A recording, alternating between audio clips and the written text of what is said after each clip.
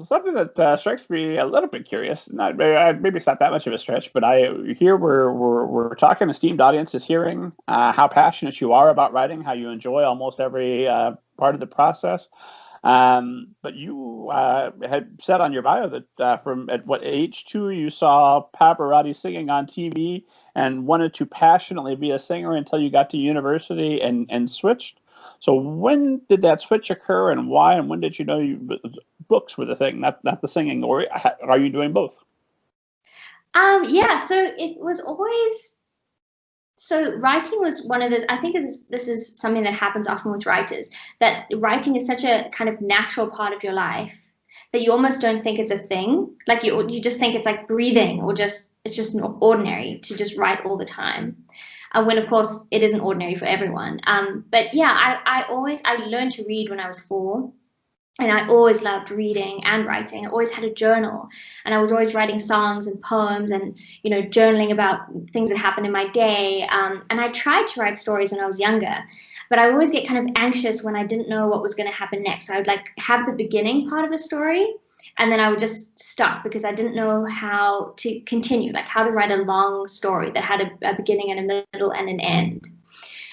So writing was always part of my life, but I also always, like you said, I always wanted to be a singer my whole childhood. And it changed. It was first like an opera singer, and then it was like I wanted to be like a singer-songwriter, or like a pop singer. But I loved singing, and I wrote music constantly. So yeah, so what happened was I went to university to study music and just had a complete identity crisis because I did not fit in at music school at university. I don't know exactly what it was. I don't know if I was more like of a kind of songwriter more than like a performer. I do also have stage fright. I don't know if I would call it stage fright, but I get very anxious singing in front of people. It's not, I don't feel like alive and electric from it. I feel like just awful when I'm standing in front of people about to sing.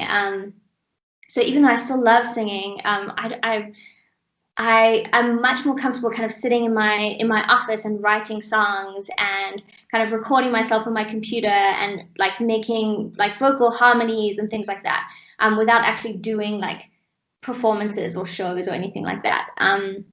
Yeah, so I was at university doing music. I didn't do very well. I had like constant anxiety about crits and just having to do like all the theory, but I really loved doing like the essays, and I also had to take a language, and I took Italian, and I fell in love with that. So what I ended up doing is I just switched to a Bachelor of Arts, which is like a liberal arts degree, and I did Italian and English literature, and I threw law in there too because everyone was always like, well, what are you going to do with your life? What are you going to do with your degree? And I didn't have an answer. So if I took law as a subject, then I could be like, yeah, well, eventually I'm going to do a law degree, and then I'll be a lawyer, and then I'll put all this literature stuff to the side, and I'll be a responsible human. And then what happened was I was studying law, so I did the Bachelor of Arts degree, and then was doing a law degree afterwards. And it was at that time I kind of realized how important writing and reading was to me, and in particular reading and writing fiction, because I had no time suddenly to do that. I had to read so many cases and articles and just textbooks and reams of legal material, and I just didn't have time to read poetry or fiction anymore, and I didn't have time to write anymore, and I felt empty. I really felt like I was in the wrong place. I was going down the wrong path. So around that time, I did finish my degree, but I never went to work as a lawyer. I just decided I wanted to write books. And I kind of got funding to do a scholarship after that, so to just give me time to write.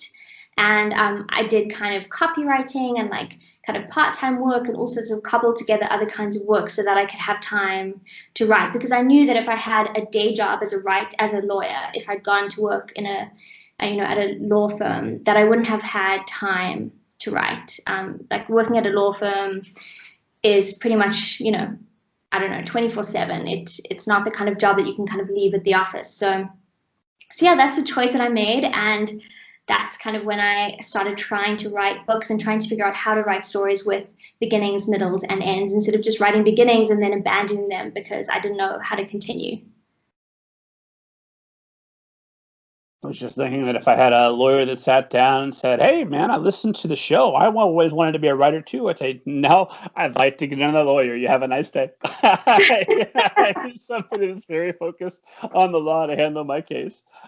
But did you find that all of that reading of things that you weren't interested in and pouring through things, did that help develop a skill that you could use for reading and writing the stuff that you did love, or was it just non-transferable? It was interesting. I mean, I'm the kind of person, this has also kind of been a gift and a bit of a curse, is that I'm the kind of person who just likes learning about pretty much anything.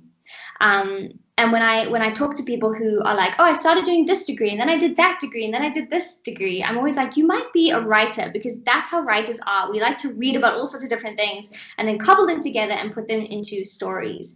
And so I didn't know that then, but I was interested in law more just because I was interested in learning and reading, than like actually practicing law. There's a big difference between reading legal cases and talking about the law and talking about things like human rights and international law, like really interesting, fascinating topics, versus actually working as a lawyer in an office. And I got a little taste of that because I did some work over one of the holidays where I had to kind of intern at a law firm, and I had a nice experience there, but I just knew that there was a difference between what I actually got out of it versus how that thing actually functions in the real world.